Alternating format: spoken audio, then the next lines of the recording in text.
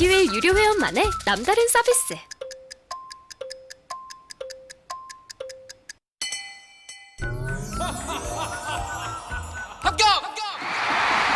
합격하고 돈도 받는 혜택. 오직 에듀윌 유료 회원에게만. 에듀윌. 무료 합격!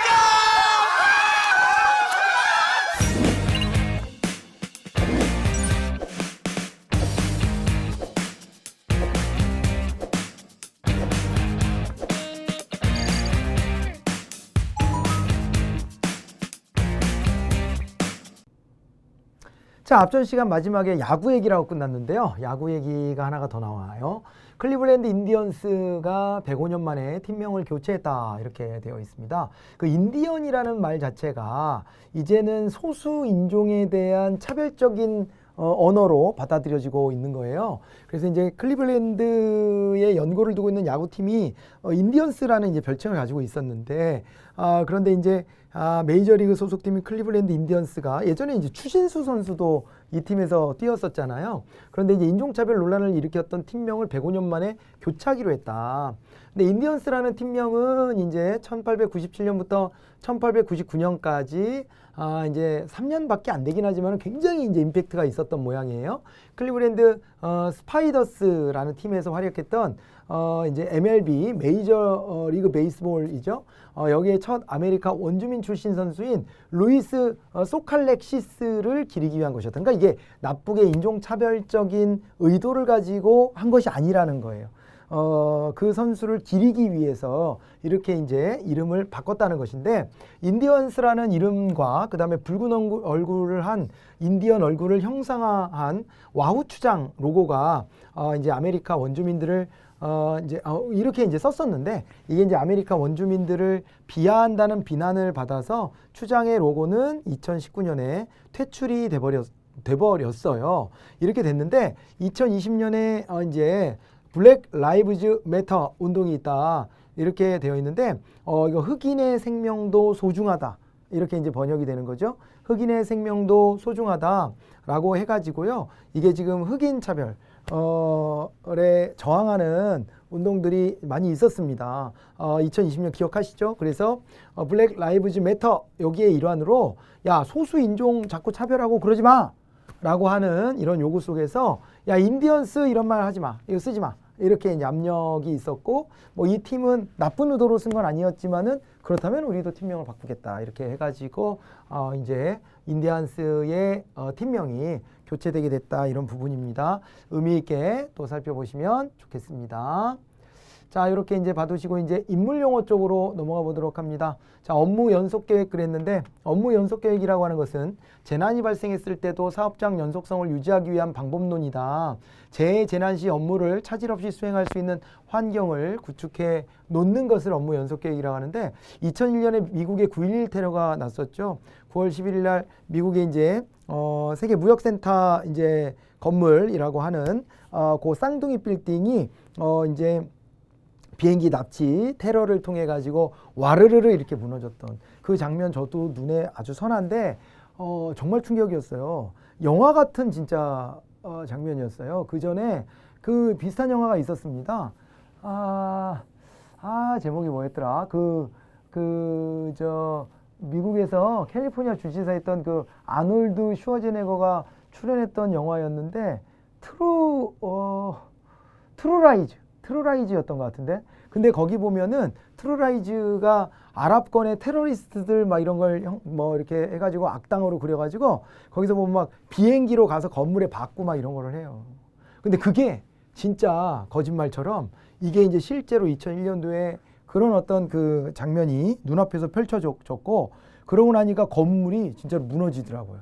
와라라라 이렇게 무너지는 장면을 봤는데, 그때 너무 많은 사람들이 거기서 이제 죽음에 이르게 됐고, 이런 것들이 미국 사회에 어마어마한 충격. 그리고 미국은 있잖아요. 미국이란 나라를 건설하고 여기에서는 미국의 본토가 외부 세력으로부터 공격받은 적이 단 한 번도 없어요. 이때도 외부 세력이 공격할 수 있는 게 안 돼요. 쉽지 않습니다. 오사마 빈 라덴이라는 인물이 이거를 이제 주도했다 이렇게 해가지고 나중에 이제 오바마 정부 때 가서 사살을 했는데, 파키스탄에 숨어있던 오사마 빈 라덴을 사살을 했습니다. 근데 이게 있잖아요.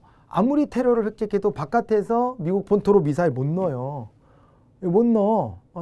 그렇게 되려면 국가적 차원에서 그런 미사일을 만들어야 돼요. 근데 그거 아무나 하나? 못 합니다. 그래서 그거를 중국이 막 하고, 그 다음에 북한도 막 만들고, 이렇게 해가지고 그게 대륙간 탄도미사일이라고 그래갖고, 이런 거에 미국이 되게 뚜껑 열려 하는 거예요. 미국은 북한이 핵을 갖는 것보다도 사실은요, 북한의 핵을 인정해버리면 이게 전 세계 핵을 억제하지 못한다는 것 때문에 북한에게 예민하게 구는 것이지, 사실은 미국이 봤을 때는 북한이 만드는 대륙간 탄도미사일이 더 싫은 거예요. 더 싫은 겁니다.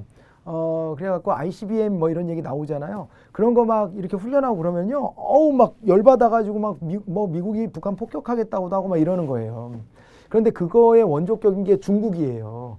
중국이 대륙간 탄도미사일 만들어가지고 막 미국을 향해 가고 이렇게 하는데, 그런 것들에 대한 방어 체계로서 그래서 이제 MD라고 해서 미사일 디펜스라고 하는 개념도 막 구축하는 거라 그랬잖아요. 그 중에 하나가 우리나라에 이제 설치한 사드예요. 사드. 고고도 미사일 방어 체계라고 해가지고 사드의 일환입니다. 이게 사드가 미사일 디펜스의 일환입니다. 그래서 사드를 우리나라에 설치했는데 이것에 대해서 북한이 막 열받아 하는 게 아니라 중국이 열받아 하는 거예요. 왜냐면은 중국에서 미사일 쏠 때 이거를 추격해가지고 그걸 격추하겠다는 개념을 갖다가 한반도에다 설치해버리니까 중국은 이제 열받는 거고, 그래서 왜 나만 니네 그렇게 써? 이러면서 겉으로는 그걸 대놓고는 못하지만은 뒤로 경제 보복하고 막 이랬던 것이거든요. 이런 개념이 이제 있을 만큼 미국은요, 지금도 철저해요. 미국의 본토를 공격한다? 이거 굉장히 예민합니다. 그래서 이때에도 어떻게 했냐면은 이거를 갖다가 이 테러리스트들이 미국의 국내선 비행기를 납치해가지고 그걸 갖다가 가서 때려 박아버린 거예요. 때려 박아버린 겁니다. 이래서 그러고 이제 더 큰 목표는 비행기들을요, 비행기가 중간에 이제 그냥 공중 폭발해버리고 이런 것도 있었거든요. 쌍둥이 빌딩에 가서 건물에 박았는데, 그게 하나는 펜타곤으로 가고 있었어요. 미국의 국방부 건물, 펜타곤 알죠? 오각형으로 되어 있는 펜타곤이 있고, 그 다음에 또 백악관으로 향해 간다 그랬는데, 그 비행기가 중간에 터지고 그래서 그때 이제 의혹 제기도 있었죠. 격추한 거 아니냐. 자국 국민들이 타고 있었기 때문에 격추했다 이렇게 할 수 없어요. 그리고 격추라는 걸 상상하기가 어렵죠. 근데 백악관이 뚫리고 그 다음에 또 이제 펜타곤이 뚫리면은 속수무책입니다. 그래서 그런 이제 의혹도 막 제기되고 막 그런 정도였었거든요. 아주 충격적인 사건이었습니다. 아무튼 요 사건도 나온 김에 말씀을 드렸고, 미국 사람들은 그래갖고 요거를 이제 업무 연속 계획, 만약에 이런 재난이 발생했을 때도 이런 불확실성이 생겼을 때 사업의 연속성을 유지할 수 있도록 준비해야 되는 거 아니냐, 이런 얘기들을 하고 있는 거죠. 업무 연속 계획이었습니다. tit-for-tat이라고 나왔는데요. 상대가 한 대 치면 나도 친다. 그래서 지금 이제 미국하고 중국 얘기를 했는데, 얘네 둘이 그렇게 하고 있는 거잖아요.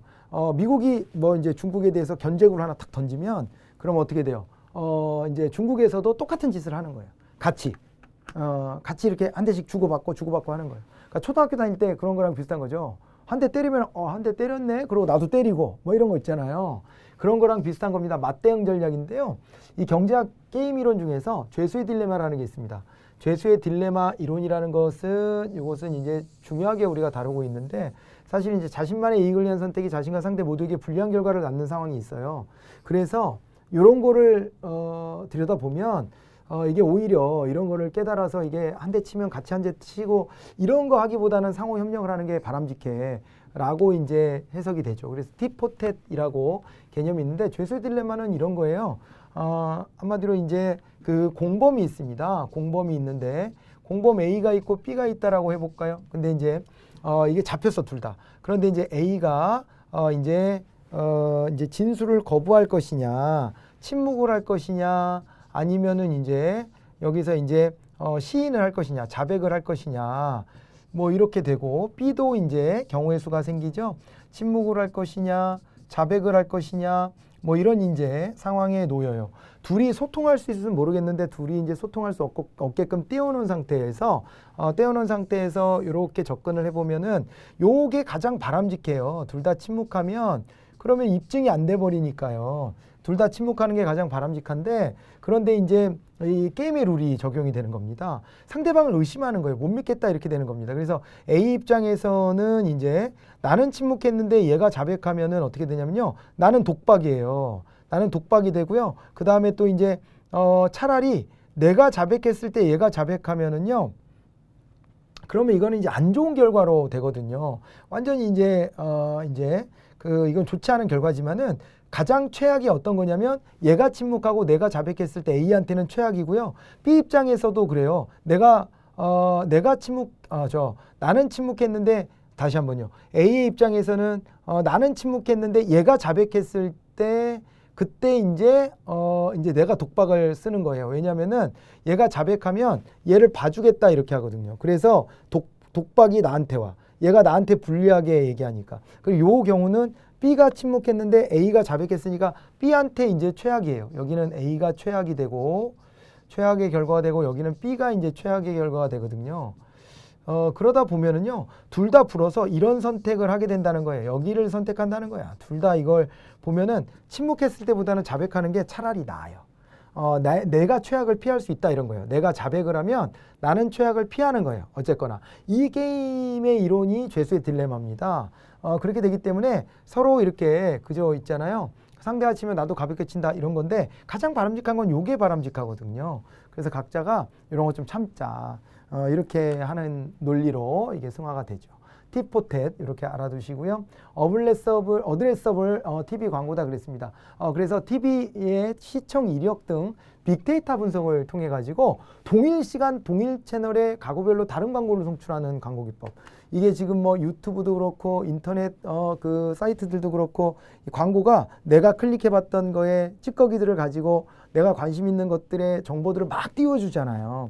예, 그런 로직이 있는 것처럼 이제 TV 광고도 세분화해가지고 나눠서 이렇게 이제 어떻게 보면 중범위로 이렇게 쪼갠 다음에 거기 유형에 맞춰 광고를 내보내겠다는 거잖아요. 맞춤형 광고를 이렇게 한다면은 광고 경쟁력이 굉장히 올라가겠다. 지금 TV 광고는요, 그냥 다수 대중을 향해서 그냥 뿜어내 버리는 거라서 어떻게 보면은 광고의 효과가 비용 대비 약하다. 차라리 인터넷으로 필요로 하는 사람들만 탁탁탁 집어서 광고해 주는 게 낫다. 이렇게 지금 되어 있거든요. 실제로. 그래서 TV나 이런 데들이 경쟁력을 잃어버리고 있어요. TV가 광고를 많이 수주해야 되는데 광고를 잘 수주를 못해요.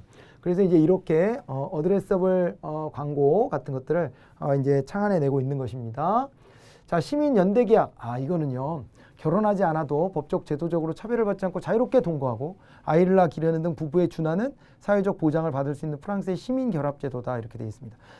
이게 프랑스를 중심으로 해가지고 유럽에서는 이제는 결혼했어? 이런 질문 자체가 굉장히 이제 어떻게 보면은 신뢰가 되는 질문이다 그렇게 얘기를 해요. 신뢰가 되는 질문이고 뭐냐면 있잖아요. 자유롭게 동거하고 아이를 낳아 기르고 이럴 수 있는 걸 허용해주고 그래서 그냥 파트너 있어? 이렇게 물어보는 게 신뢰가 덜 되는 질문이라는 거죠. 파트너가 있어요? 이렇게. 그게 뭐 배우자이든 아니면 동거인이든 아니면 애인이든 아니면 그 애인이 나랑 동성이든 이런 것들에 구애됨이 없잖아요. 당신 파트너가 있어요? 이렇게 물어보는 것은. 그래서 이게 이제 차별에 대한 부분들을 자꾸 이제 없애려고 하다 보니까 시민연대계약이라고 우리가 번역을 했는데 이게 이제 이게 자꾸 결혼이라는 걸로 엮지 말자는 거예요. 프랑스가 80년대에요. 세계에서 가장 낮은 출산율을 보였던 나라예요. 우리가 그것 때문에 이런 거에 주목해 볼 필요가 있는데 이게 1999년 프랑스에서 도입된 제도다 이 말이에요. 시민연대계약. 그래서 동거의 유연성과 결혼의 보장성을 결합한 가족 구성원의 대안으로 각광받는다. 이렇게 되어 있습니다. 그래서 예전에 프랑스의 대통령을 지냈던 인물도 동거하고 있는 정치적 동지하고 그 여성분도 굉장히 유명한 분이었고요. 그래가지고 이제 둘 사이에서 자식이 넷이나 있는데 둘은 동거관계예요. 동거관계예요. 동거하고 애만 넷 낳은 거예요. 그래서 나중엔 따로 떨어져 살고 그랬습니다. 따로 떨어져 살고 그랬거든요. 근데 그런 게 프랑스에서 이상하지 않은 거예요. 이상하지 않은 겁니다. 근데 이렇게 하면서 결혼으로 내가 얽매이고 싶진 않지만은 애는 나 키우고 싶다 이런 사람들도 있으니 그러니 이제 그러다 보니까 어떻게 되냐면 오히려 출산율이 올라갔다 이렇게 이제 보고 있는 겁니다. 우리가 지금 저출산 문제가 있는데요. 이 결혼 제도에 대해서 유연하게 생각해 볼 필요가 좀 많이 있어요. 그래서 요게 주는 의미들이 좀 있으니까 좀 이런 개념들을 좀 알아놓고 가시면 좋을 것 같습니다. 당초에는 원래는 여기 봐보세요. 동성 커플의 법적 결합 인정을 위해서 도입이 됐지만은 그렇지만 우리나라는 이거는 아직 멀었죠. 아직 먼 얘기로 보여지죠. 아직은. 논의 단계가. 그렇긴 한데 아무튼 프랑스에서는 이런 것 때문에 사실은 했는데 90% 이상이 이성애자 커플이더라. 원래 이 동성애적인 성향을 가진 사람들이 전체 인구의 한 10% 최대 이렇다고 보니까 그 비율하고 딱 맞아 떨어지는 거예요. 사실은 이게 따져보면. 그래서 이렇게 하면서 오히려 출산율이 올라갔다 이렇게 결과적으로 보는 겁니다. 그래서 이제 국내에서는 프랑스의 이 시민연대 계약을 모델로 한 생활 동반자법이라고 하는 것이 논의는 되고 있지만 여기까지는 좀 아직은 정서적으로 받아들이기가 좀 쉽지 않은, 아직도 연예인들 기사에 그러잖아요. 혼전 임신이냐 아니냐. 뭐 이런 걸 막 얘기하고 그러잖아요. 그런 거 얘기하기에는 많이 좀 이제 뭐 좀 바뀌지 않았나 이제. 그래서 혼전에 임신했다 안 했다를 가지고 혼전 임신 아니다 화들짝 놀라서 막 그런 걸 변명하고, 왜 변명을 합니까? 나는 아니더라도 변명할 필요는 없다고 봐요. 왜 변명을 해요? 뭐 죄졌어요? 근데 이걸 자꾸 그런 식으로 아직도 무슨 조선시대도 아니고 그런 식으로 접근하는 정서가 아직도 남아있잖아요.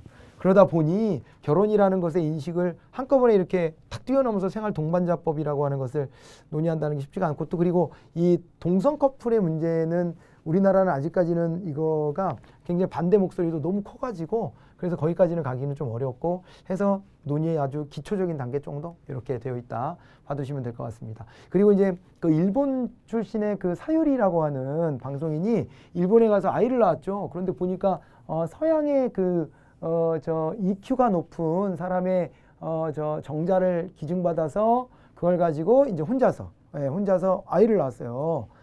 그래가지고 이제 이 관심이 높아지고 있는데, 출산에 해당하는 모든 행위를 여성 스스로 결정할 수 있다. 이게 재생산권이다. 이런 개념이 있다는 것이 소개가 됐습니다. 그래서 이 개념도 알아두시고요. 거기에 대해서도 이러쿵저러쿵 판단하지 않았으면 좋겠습니다. 개인의 선택에 대해서 누구도 그거를 개인의 삶에 대해서는 판단할 자격이 없어요. 그것이 사회적으로 해악을 끼친 게 아니라면은 그거를 함부로 가서 말하는 것은 굉장히 조심스러운 부분입니다. 이것이 사회의 누군가의 법익을 침해한 범죄가 아닌 이상은 함부로 개인의 선택에 대해서는 말할 권리가 그 누구에게도 없어요. 어디서 그런 권리를 부여받는 거죠? 아무리 따져도 그 원천이 없어요. 내가 딴 사람의 삶의 선택에 대해서 어떻게 비난을 합니까? 내가 뭔데? 내가 뭐라고? 그리고 사람들이 그런 걸로 자기가 갖고 있는 기준을 가지고 도덕적 우월감을 갖고 있거든요. 그런 부분 되게 많아요. 근데 그래서는 안 됩니다. 그래서는 안 되고요. 이것이 사회적으로 어떤 타인의 법익을 침해하거나 사회의 법익을 침해하거나 혹은 국가적인 법익을 침해했다. 그럼 그걸 범죄라고 하는 거거든요. 그럼 범죄가 아닌 이상은 함부로 그걸 품평해서는 안 됩니다. 그래서 막 악플도 달리고 그러는 모양인데 그 평가하지 마세요. 어떻게 그래도 서양 사람하고 이렇게 그거 왜 자기가 품평을 해요? 그것은 굉장히 그 신뢰가 되고 잘못된 행동이다. 이렇게 좀 봐야 됩니다. 여러분들 뭐 그렇지 않겠지만은 그런 댓글을 또 오지랖 넓게 또 가서 그 왜 그렇게 하는지 모르겠는데 그럴 수 없다라고 하는 것을, 이것을 이제 유엔 총회에서부터 여성이 그거 뭐 특히 이런 영역은 알아서 선택하는 것이다 이렇게까지 얘기한다는 것이고요. 형성적 규제라고 하는 것은 금지를 통한 사후 규제가 아니라 혐오 표현을 할 수 없는 사회 환경을 선제적으로 만든다는 거예요. 그래서 이거 하지 마 저거 하지 마, 그래서 했어 어겼어 그러면은 당신 이거 처벌받아, 이거 말고 그 전에 사회 문화적으로 아예 그런 거를 입 밖에 낼 수 없는 환경을 만들자는 겁니다. 아시겠죠? 자, 그래서 이걸 형성적 규제다라고 얘기를 하는 거예요. 자, 이렇게 되고 시츠 프로브라는 개념이 있는데요. 뮤지컬이나 오페라 공연 전에 배우들이 의상 등의 준비 없이 오케스트라 연주에 맞춰서 연습을 진행하는 리허설 종류 중에 하나인데, 이게 이제 피아노 반주로 간단히 이렇게 연습하다가 오케스트라랑 합을 맞춰보는 과정을 얘기하는 것이다. 그래서 이런 것도 기억해 놓으시면 좋겠습니다.